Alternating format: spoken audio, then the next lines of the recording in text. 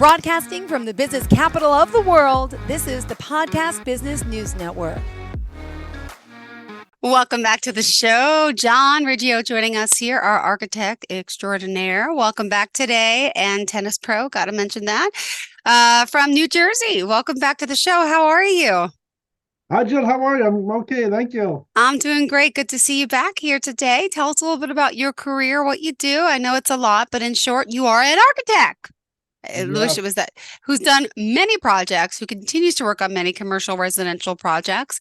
Tell us specifically a little bit about yourself. Yes, I'm an architect. I have my own architect office. It's called John Riggio, RA Architect, LLC. I'm located here in Metuchen, New Jersey.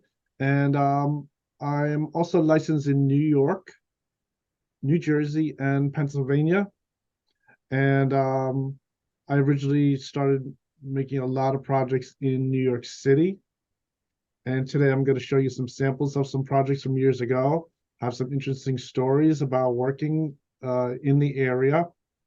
And so I think I can show you from there. Perfect. Let's do it. Bring it on. And tell us the website, how we can reach out to you. Yes, you can find me on my webpage. It is www.johnriggio.com, and that's spelled JOHNRIGGIO.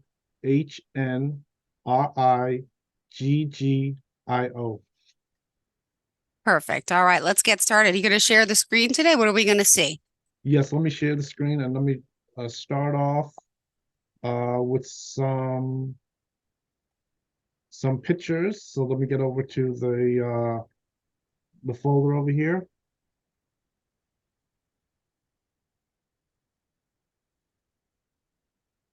Okay, great. And let me just open this there and let me share it. Okay, great, there it is. Okay, so I think I'm showing on the screen. Now, what's happening here is I was just starting out as my own office. And this is taking place since the year 1998 in New York City and Long Island. Floral Park? And this one here is no, that one isn't in Floral Park. Okay, no, it just looks like it. That's I don't know what it is, but the structure itself. Yes, what this particular photo is showing, this is a really one-story Tudor house that we made into a two-story Tudor house. So we kept the same old styling. They didn't want to have anything too contemporary, and really just put a whole second floor on this house, and it came out pretty good. And this is in Queens, New York. And this is the photograph of this as a finished job, putting a new front entrance on also. And so the job is pretty good, and it might involve some small alterations to the front entrance of the house. That's about it. And so at that time, when I was first starting out, one set of projects was I was working for a couple contractors, and they had two contractors, and then they referenced one of their cousins, and I was working on some jobs, and some of them over here were in the south part of Queens, New York, in different areas, and it causes spread into different areas around Queens, New York. But a lot of these particular jobs were from Rosedale, Queens Village, things like that, Cambria Heights. And then from here, this is one particular project. It shows here a house, and I think you see the neighbors' houses are one-story house.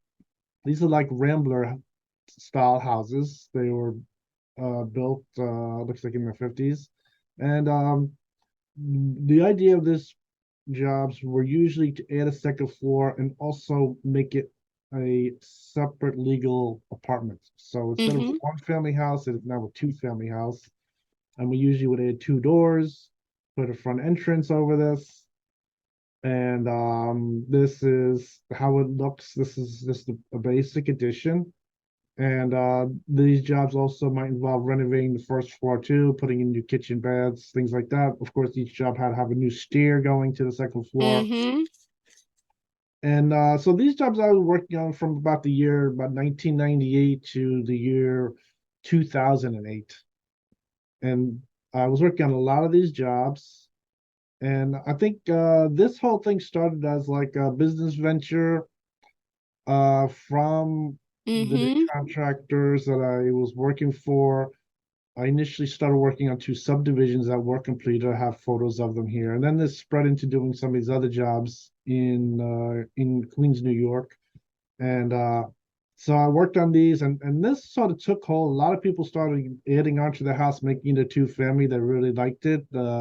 Sometimes I would get a reference, sometimes they would call me directly, and so that's how this whole thing started going ahead. And this was somewhat successful. This is in surrounding areas.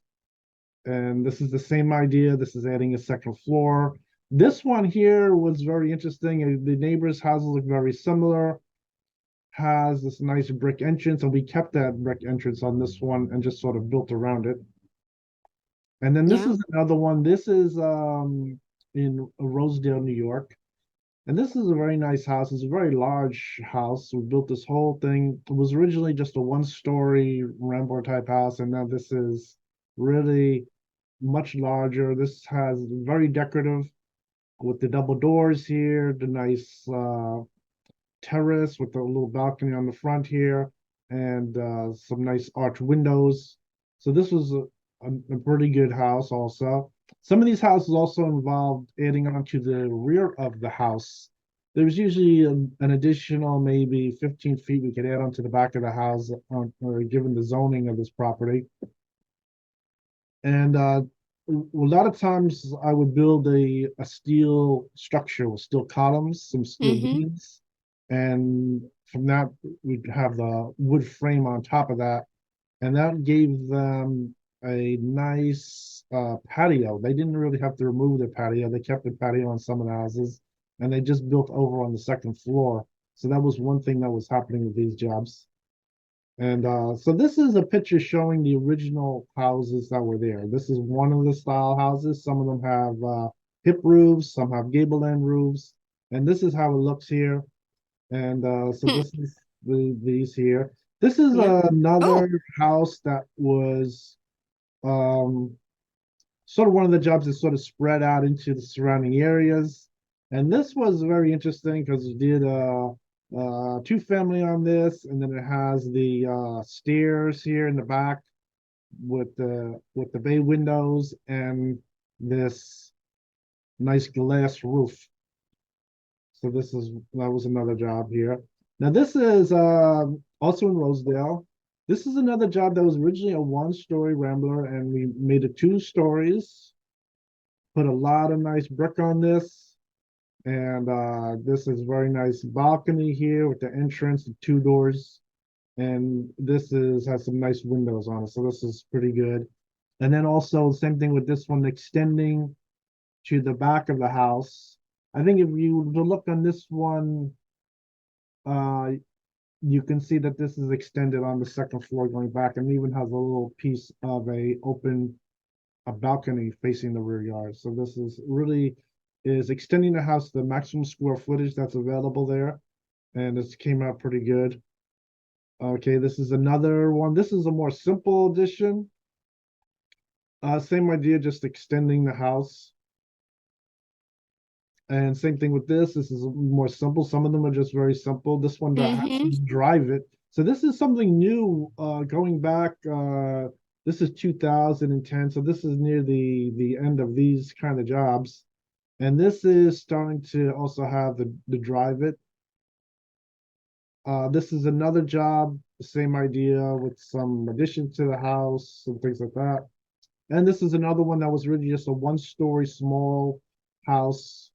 The original house was more like a Cape Cod style house. And this is also, if you look on the back on the left side, you see the steel beam, and this is the steel structure to Mm-hmm. cantilever the second floor, like 12 feet to the rear yard on this one. And then this is a one-story, one family house and two stories. And this is adding on to that whole house. So it's really same idea, maxing out the square footage, adding out, And this one, I really like this one, so I did another one around the corner on this. And then this is another similar type of house. This was a one-story house similar to the neighbor, adding on, making it a two-family. And now this is two houses that were part of a subdivision. These are Mm-hmm. completely new houses here. And I think one interesting thing about this house is this house was, same idea, was built really to max out the square footage. So this kind of house, they move and they don't have too much room to really make an addition under the present zoning code. And even the garage is sort of converted. Instead of Oh, is that what that is? Okay. yes, instead of having the garage space in there, we're going with the basic code where you park the car in front of the house, and Cool. that first floor becomes an extra room. Yeah, that's smart. That is a livable room. And in this zone, they could always make this a two-family, but these are one-family houses. So this is another large second floor addition, renovating, adding the stairs, putting the two doors in. And this is very large. This is their piece of property was slightly larger, so they maxed out the square footage and it became a large, really almost looking like a 4 square type house where it's really just 4 equal sides. And that was a large job. And this is 2 pictures on this, and it also has the garage on the side and adding over the garage. So this is a very large job. And then this is another one overflow job that was just in the Queens area. Okay, now this is another one, a standard house. Well, this is a two-family house, and it has the 2 doors in the front. And I think one thing about this is the two family is really this one, I think they were using it for their extended family was living in here in this particular project. So they were related, but at any time in the future, of course, they could always rent them out separately. It's legal two-family, and that's what's happening on this house. So this is another large house in the same area in the south part of Queens area in Rosedale. And then this was another overflow job this went over into Brooklyn. This was just a new structure here. It's apartments with store on the first floor. This is in the same area also. This is in the area in south part of Queens. And I think the neighbors, as you see, they have like a rambler. You see, it has a hip roof, 1 story. And this is the new design. We raise it up, put in the second floor with the columns. And you see on the right back, you can see a steel column. And you probably see a little piece of a steel beam. And that is the steel structure that is supporting this cantilever to the rear yard. So that's another one that's maybe going maybe 12 feet to the rear yard or something like that. And it is really maxing out the square footage, and they keep that rear yard area like it's a covered patio in the rear yard. So they can still use that for their own recreation, and they add on the square footage on the second floor. I think this one is getting more decorative again, using some nice driveway details on this job with some windows. And I think this job is near completion. They didn't put on the rest of the iron railing on the balcony, this on the front entrance here, so that worked out pretty good. This is another one. This is also starting to become much more decorative, more detailed. This is a much more expensive looking front facade on this house. Has the 2 doors. Same idea, is originally just a 1 story rambler. Now it's a two-family. The went with the nice brick on the front of this house and some columns. And this is also near the end of the completion where they're going to put in the railing here just to finish it off. And you see they have a sliding glass door on the second floor. So this is pretty good also. And this is another job. Let's see, this is same idea, two-family house with the addition. Okay, that's the new building. Okay, so let me stop the share. But I think one interesting thing about this set of jobs the whole time is so from the year 1998 to the year 2008, and then I think I had some final pictures showing even flowing into 2010. And the whole time I was working there, I was unaware that when I used to go up to the client's stoop to enter into the house. A lot of times there was like a tube, what they call a mailing tube for drawings. It was exactly the same as a mailing tube for drawings, and it was sitting there on the stoop. So when I would meet the client for the first time, I say, "What did you buy? Some drawings? Some sample drawings? Because I see you have a tube on the front stoop." And they say, "No, they didn't buy anything." And they tell me a lot of times that they had already talked to other contractors, other architects. They might have called the building department. So when they're talking to me, I might not have been the first one they talked to. And a lot of times I assume that they might have already been thinking about plans, because usually you can buy a set of mail order plans, and you get the plans and you look at them, and then you have to hire an architect to stamp the drawings or modify them. And so I thought that's what I was telling them. I thought, did you buy a set of plans already? That you had an idea of what you want to, show me? Do you want a certain type of plans and a layout of the house? And they said no. And so this went on for a long time. I think one interesting thing is the clients, they never told me over the course from year 1998 to past the year 2008 that a lot of these packages, they would turn out to be mail bombs. It was very strange. They were really mail bombs. And even one house that was in one of the surrounding neighborhoods from the area around Rosedale, I went to the client, and I they gave me a deposit for the job, and I started measuring the house. But when I entered into the house, there was another roll of mail drawing roll there. There was another a mailer roll sitting on their stoop. And it's like maybe only like a foot away from me. So I usually would just leave it there. I'd walk around it, go into the house. And while I'm measuring the house, the owner seems to go outside, and the package was removed.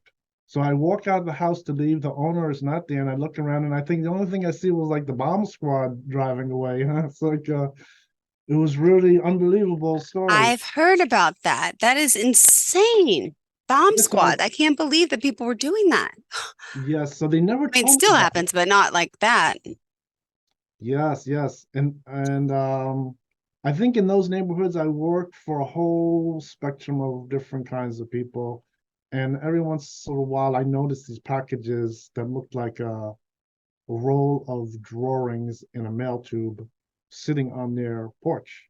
And I always thought the same thing, that, I always asked the same, did you buy a set of sample drawings? Did you look at them? They said no. So that was one Wow. very interesting thing that was happening over the years. And I think that situation that was happening with the mail bombs was in the newspaper. And I didn't really know what those things were until I read the article. And I read the article in the newspaper, and it explained that there were bombs being put around, and they weren't really sure what the reason was. But I was wondering why I always went there to get the job, and there was a mail bomb there. I don't know if there was any connection between the bombs and someone seeking to get a building permit, which is very strange. I don't know why the coincidence was that the day that I went there, that there was a bomb there, maybe during the last day or two, that something might have been sitting there. I think some of these houses, the owner didn't live at the residence there. They were just gonna improve the property. So when I was there, they just got there too. They weren't necessarily living in the house. So that was something very interesting. And I Wow. think I looked at some articles. I noticed I only found this old article. I couldn't find the article that I read about, but there was an article. Let me just share this. And I found this article, but it looks like this article was not the same article that I read, that I found out about these mail bombs. I just read about that this story with the bombs was already existing, which is very strange. and it wasn't really, it wasn't the same article. I'll have to look around to see if I could find it. I already checked some articles. I might have it someplace that I had printed it out. But that was the very interesting thing. So the whole time there was serious danger. And I heard that some of these bombs, they did go off on some of the people. I don't know how they went off. Somehow, if you were to move the package, it might explode. So Mm-hmm. that was really interesting. And yeah, but all those years, the clients in the area, they never told me one time that there was any danger, no any bombs or any, like when I pointed out the mailing roll of drawings sitting there on the stoop, that it was somehow a bomb. They never told me anything like that. So that was very interesting. So all those years I was right next to bombs that could explode, but I never knew what they were. So that was really strange. And then I think one thing about this is that this whole thing, it started to come to a stop in the year 2008. And I was able to get the clip from the Architect's Handbook. This is a handbook that architects can use to, let me get this here. Okay, this is it. And it says right here on the top, it says here with the T, the Great Depression that began in 2008. So I think it's saying here that it did really impact the design and construction industry pretty seriously, and that's what this paragraph is saying here. And so this here, explaining about people working in the industry and things like that. And that is really some interesting written proof that the 2008, the economy was really considered a Great Depression. So there was some changes there. My business did go through all kinds of changes. And then there was, at that time, my business was developing. I was doing some taller buildings. The building height was starting to increase, going up in height and working on jobs as high as 14 stories. So that's what was happening at that point. But this Great Depression 2008 did make a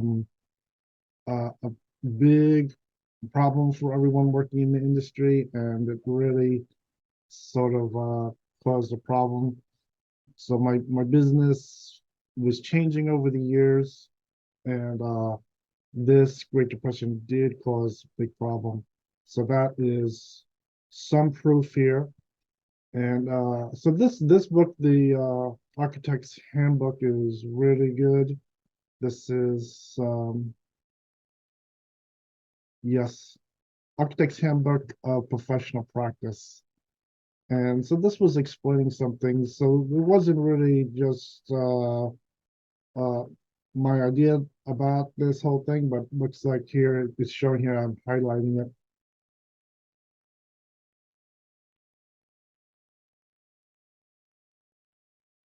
So this is the Great Depression of 2008. So that's what was happening there. So Wow. that, in fact, ended up stopping those jobs in that area of Queens, the Great Depression. Maybe it helped me. I think at the time, there was no way for me to know what those packages were. I don't know. The whole time I was somewhat out of danger. I think the only dangers really in construction as an architect is like maybe visiting mechanical rooms. There's asbestos in mechanical rooms. There's also visiting different buildings, houses. There's also possibility older buildings would have more things like black mold in there. Mm-hmm. So there's those kind of dangers are involved. But this whole thing with the mail bombs were really much more serious, and but I was lucky. Nothing really happened around me. Nothing. Thank I was goodness. lucky with that one. Oh my gosh. Scary stuff. John Riggio. Wow. The work you do. Share how we could reach out to you. Unfortunately, we are out of time. Yes, you can go to my webpage at www.johnriggio.com, and there you'll see samples of my work. You'll see a description of my services. I have my contact information there. And if anyone's interested in hiring me as an architect, they can just give me a call, send an email, and I can discuss working on their project. Thank you so much. We appreciate it. And again, pleasure always having you here. My favorite architect friend. I feel like you're a friend. You know, I'm on Long Island, you're in New Jersey, not too far, but we used to be in the same hoods in New York. Call it the hoods over there. I miss Queens. I miss over there. And you've done some amazing projects out there too, let alone Long Island and the city and everywhere else. But always a pleasure having you here. And for some reason, when I was at LaGuardia Airport last week, I passed Flushing, the where the U.S. Open is, and I thought of you. I'm like, that's my tennis pro friend. Yeah, he used to play there. It makes me think of the videos you showed me, the pictures you showed me. Always have great stories and a great life. And thank you for sharing that with us. And we will see you soon. Thank you so much. What'd you say? Thank you. Goodbye. Oh, thank you. Bye-bye. Are you looking for even more of the podcasts and hosts that you love? The Podcast Business News Network is proud to announce that you now have even more ways to listen live. Check out the MyTuner Radio, online radio box, and Simple Radio apps on iOS and Android, or find us online. Search for Business News Network on mytuner-radio.com, or search Podcast Business News Network on streama.com and onlineradiobox.com/US. Take your podcast on the go and don't miss a minute of the action.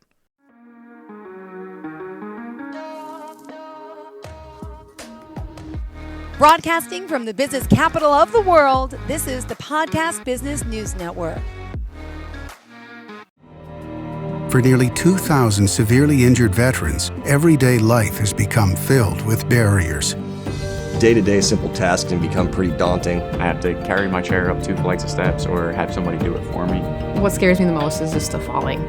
When I'm struggling with my house, I think, to have that one great barrier just knocked down, it's crucial. Home for Our Troops is a wonderful nonprofit that builds a mortgage-free, fully adaptive, handicap-accessible house. And there's no catch. It'll be our very first home that we've ever owned. This is a game changer. This is where your life begins again. We need you to join us in completing this important mission. Please visit hfotusa.org and help build homes and rebuild lives. Because of you, everything's going to be okay.